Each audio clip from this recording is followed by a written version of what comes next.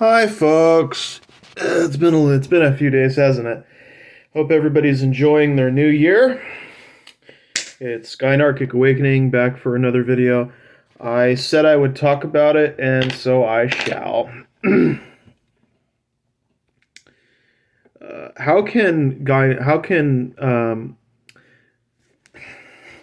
Trying to get rid of that fruit fly. He's flying over here. He's hovering. Okay. How can the website Meetup.com, how can the Gynarchy community utilize it, or how can it use it? You could also ask the question, how should they use it?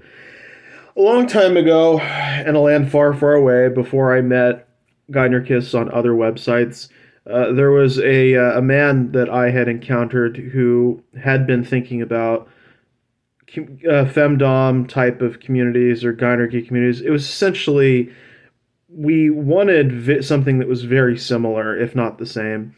And when I thought about Meetup.com, there were many reservations that the individual had, and for very good reasons. And so I agree with what a great Gynarchist woman said on my channel, that if it stays online, it's never going to get anywhere.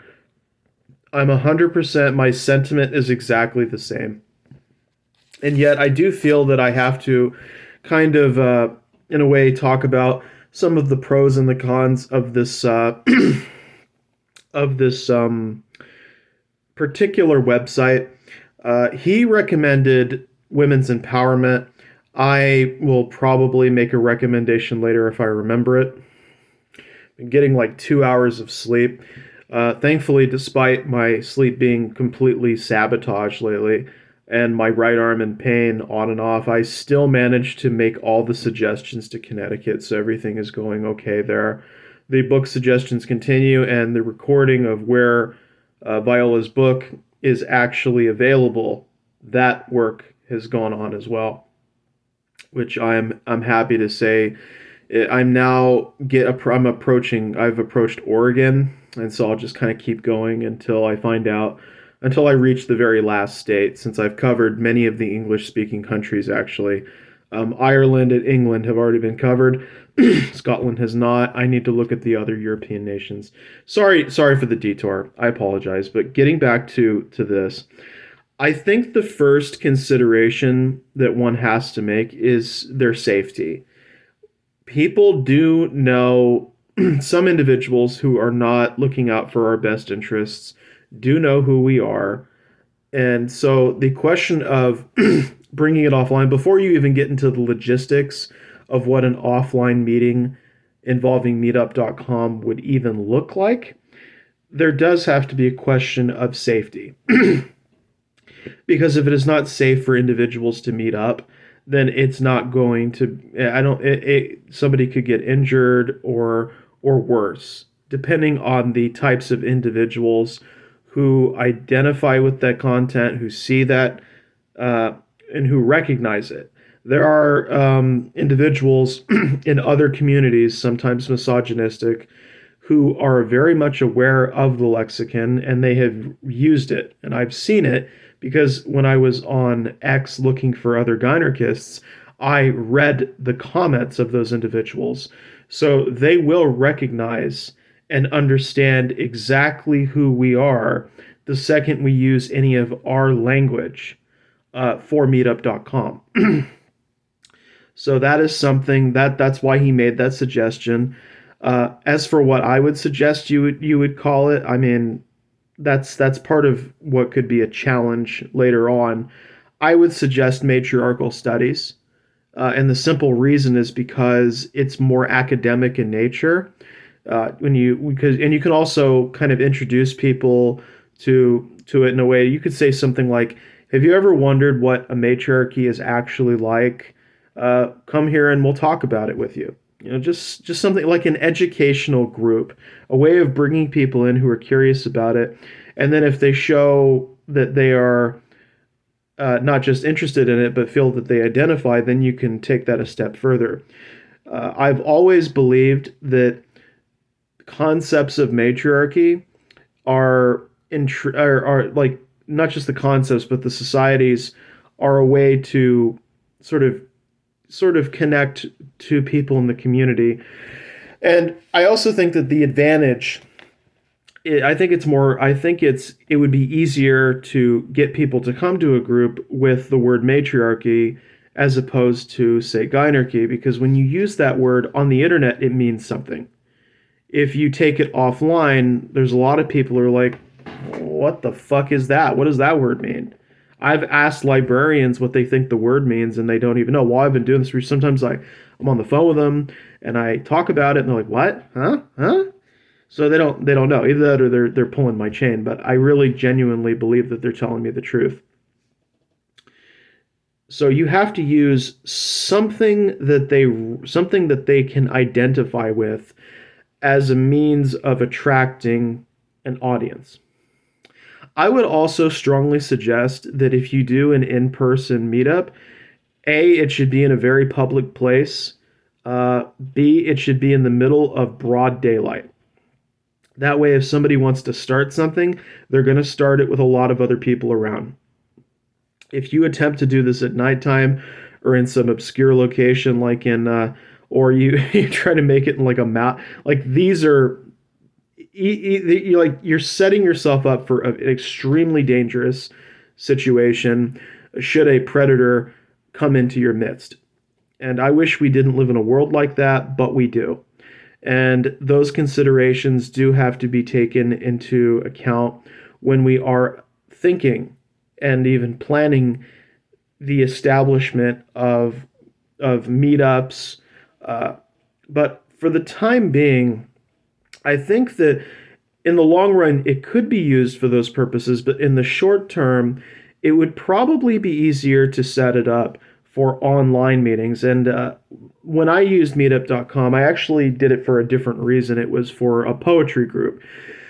I think they maybe do it once a week or something like that. I never returned because life happened. I got busy. I found other things to do with my time. It was it wasn't anything against them. And I've written a verse novel. I've actually written dozens of poems, although eventually I think there was a time in my life when I threw them away because I didn't really want to keep them. I don't remember the reasoning for that. But I joined the group, and there's one particular website that many individuals at meetup.com use. If they're not meeting offline at a particular location, they're using zoom.com. And I don't remember if zoom.com, I think that I mean, this is just off the top of my head because I used to use that service in a previous relationship that I had, and I do believe that that things changed to where it was like after 30, 40 minutes, whatever, the stream would cut off. So not only would you have to pay money to have a group, some kind of gynocentric group at meetup.com, that's going to cost you money. And I believe I think it can cost anywhere from 20 or above per month. I think that payment can also be different too. I think you can pay yearly. But then in addition to those costs, you might have to pay for Zoom if you want extended time. Uh, so obviously somebody is going to be somebody's going to have to spend a fair amount of money in order to make this work. So that's going to be your first challenge. Your second is, what would Gynarchists even do at meetup.com? That's going to be the next kind of like big question you'll have to answer. And I kind of talked a little bit about that in the previous video, but whatever it is, whether it's just, communicating with each other, introducing yourselves to each other for the first time, talking about your backgrounds or what have you, that's going to have to be ironed out. I also think that for the purposes of security, only people who have already been communicating with each other for several months should be allowed into those Zoom meetings. In other words, if you haven't been in open communication with somebody, in other words, if a human being who is in a Gynarchy group, if they haven't put the work in and you're just seeing their comments for the first time, unfortunately, it's nothing personal, but if I were to set up a group, which I wouldn't be doing, and I'm not going to do, that's up to the women in the community to set those groups up. They have that's their leadership role, and that's their birthright. Uh, but if I were a woman and if I was concerned about it, I would want the first part of my vetting, the first requirement of my vetting process is you have to be engaging with the community for at least, I want to say, 6 months or longer, and you would have had to have contributed to several of those discussions.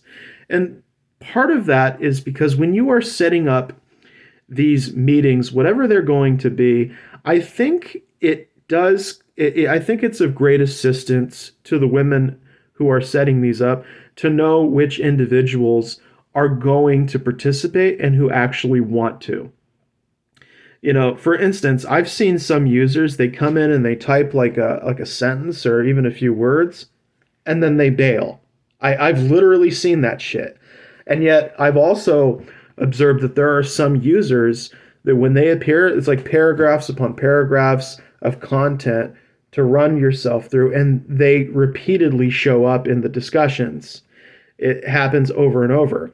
And I think that I think that I think that the people who have put the time and the effort in deserve uh, more inclusion than the individuals who have kind of stayed on the periphery, who are barely noticeable, barely there, barely contributing, but also could possibly be something of a mystery.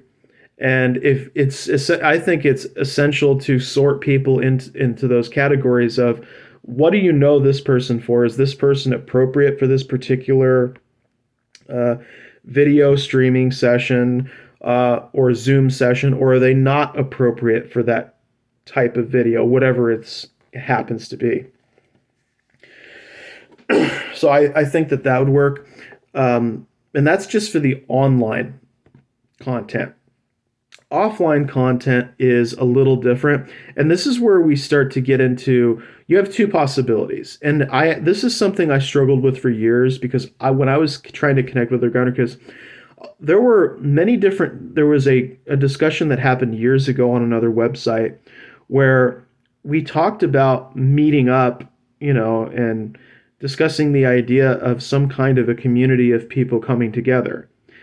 That fizzled out. People went their separate ways. To them, it was just a topic of discussion. I have personal experience in this matter. This is not something that is just a hypothetical. This is what actually happened. I set up a discussion post, and the other individuals who responded to it, they just stopped interacting with me afterwards. They didn't want to have anything to do with this. And I think part of the problem is, while it's an idea and while some may want to indulge in it, they also have these things called lives. They have budget constraints. It's just logistically extremely difficult to get a bunch of different gynarchists from all around the planet to gather in one location. You're talking. I mean, for instance, I know some of them who are from Europe. I wouldn't be surprised if they were from New Zealand. Uh, Imagine, and you've got to justify that. Imagine that you're from like way, way, way, way over in Australia, and the meeting is in South America, or it's in a western part of the United States. How are you going to justify spending hundreds of dollars alone on a one-way trip, and then you've got to come all the way back? I mean, that is extremely difficult. It might be more realistic to have people in the United States who are gynarchists gather in one location. You could separate it by continent maybe and say, okay, if you're in Europe, let's go to this location. If you're a gynarchist in America, let's go to that location. That's one way you could mitigate some of the financial burden, because if we're talking about going from one country to another, this can get ridiculous really fast. And it's not just the airport costs, it's costs for lodging. Oh my, you know, it, mm, mm, mm. I can see why people drop the discussion like a bad habit. At first I was upset and angry, but later I thought about it. I was like, you know what?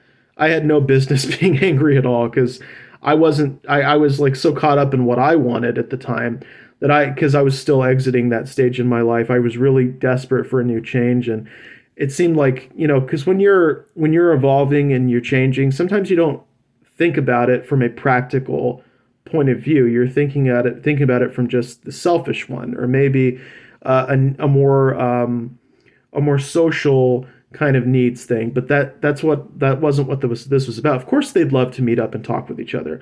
I think if they could do it for free, if somebody invented teleportation tomorrow, I guarantee you this would be no issue. Gynarchy would be like, yeah, let's go over there. Let's go to that place. We'll all meet up. If it was free and we could all teleport there, I bet you we would. I don't think there'd be a single Gynarchist that wouldn't want to do it. But there's a problem aside from the logistics here, and it's not simply the fact. It's not just the fact that it is extremely difficult to finance this sort of meeting. You have to think about the other two problems too. The next problem with an in-person meeting is, aside from what I just mentioned, what's going to make it worth their while? If somebody is going to come all the way over, is it just so they can talk to you? Well, they could text you or type things out to you on the internet. What is going to be the particular attractions? Are you going to hold like a food competition or something? Is it going to be some kind of like festival? Like, what kind of event that you're organizing is going to incentivize all these individuals to want to come over there? Because just coming over from like a continent or two to talk to an individual doesn't really seem like a good payoff, because you can already converse with them anyways. Why go offline? What are you going to do aside from that? Is there some kind of special event? So that's also something that's going to be a challenge for anyone who organizes something in person. You're going to have to figure that part out. And then it gets even better. Actually, no, in this case, it's worse. What happens if somebody gets wind of this and they happen to be the psychotic, crazy kind of person that would, do something terrible, like try to get all our people in one location and hurt them? For example, we do have mass shooters in the United States. And what happens if one of these individuals is like, you know what, I can take a bunch of these Gynarchists out, they're all gathering. So, I mean, it sounds fucking crazy, but there are people in the world who genuinely hate us. And it's not gonna be like with the Gynarchy community where they type out their comments and then we never hear from them again. I mean, we're talking about if they knew about it, if they actually knew, would it be an actual good idea for, say, even dozens of Gynarchists, maybe not even hundreds, but just dozens, to gather together? I mean, you're putting a lot of eggs in one basket for somebody to shoot at, or worse, explosions. I wouldn't put it past people who hated us that much. So it might come across a bit paranoid, but there is something to say about this not being a positive. It might be a negative to organize so many individuals. Now, I think that sort of a way to offset that would be, I think it'd be better if one Gynarchist and maybe a partner or somebody who is related to them, like family or friends, if they organized it in their personal in-person community and they tried to use more common stuff. Like when I talked about the matriarchy, like matriarchal education, or learning about matriarchy. I forgot the term I used. If you did that, and then you started, matriarchal studies. If you named it that, you talk with people, you bring them in. Whatever subject that you use for your meetup.com, you also have to consider the possibility of the people at the website not liking you and maybe behaving unfairly in your regard. That's another thing to consider. You might not even want to use the website in order to organize a meeting, because meetup.com is a very public website. There's a lot of people who peruse it and look into it. So it might be a good idea to essentially make up your own language. In other words, you could use a completely brand new term or brand new lexicon to bring people into the fold. Or you could use more academic language to try to talk to people, and then when they kind of get there, you do your own thing. But I think that there is a fine line here, because On one hand, I mean, I would want to be openly honest with people and say, this is what we're about. And if you want to come, come. I wouldn't want to do something like, oh, yeah, this is feminist studies. And then these people show up and like, hey, let's talk about women running communities and everything. Like, I couldn't do that to people. I couldn't do that. And I wouldn't want to do that. So, like when you're setting these groups up, you have to consider who's running the group. You have to consider whether or not it's going to comply to the guidelines of that community. And then when you're done with those things, how are you going to like whatever in-person groups there, what is it about these, like what subjects will people be interested in, and will they be willing to come out and talk with you? So all of these are different challenges that a gynarchist is likely to face when they are thinking about using websites like meetup.com. I personally would love it if there was offline stuff. However, I do also believe that in the meantime right now it's simply more practical to use zoom.com along with Meetup to establish online meetings. But those purposes, I don't know. And as for the offline ones, I've already discussed the issues. I don't know.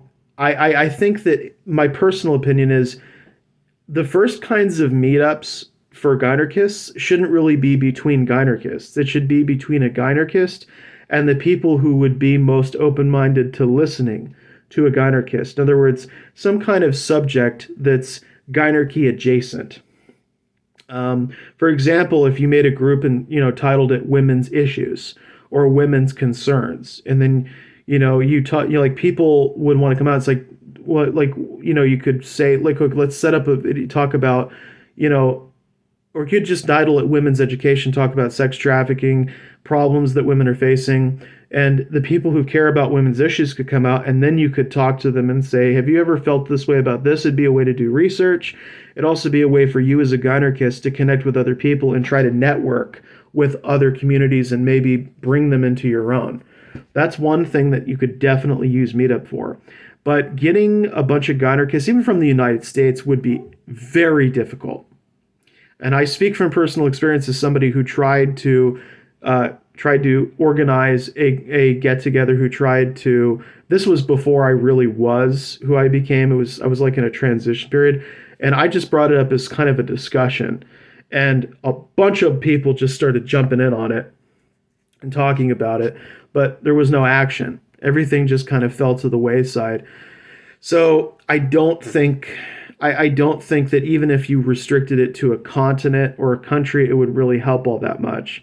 And also, I've found that in many cases, there are very few gynarchists that reside in one location. You might have like a few of them here and there in California. I'm sure they do. But like having a concentration, like, I mean, even with like, say, let's say you had 10 or 12 of them, like California is a big place, but it also takes forever to drive to get to a location. So it's like, how are you going to pull this off? So this is just some of the challenges that are involved in using this website. And actually, these are also the challenges that are involved in doing an in-person meetup. But anyways, has anybody else ever thought about it? And like, how would you overcome these hurdles? And what would you use? What kind of events would you organize with meetup.com, whether they're online or offline? And how useful do you think this app will actually be to the community? Or is it better for us to organize our events on, say, our own website, or organize them in private? Because I do have concerns about how public it is. And I also believe that, especially if we're going to meet in person, if there's going to be like a huge meetup, I definitely don't think that it should be made so public. I think that should be private information shared among trusted peers. Anyways, well wishes everybody. Please take care and have a blessed day, and of course, a blessed new year. Peace out.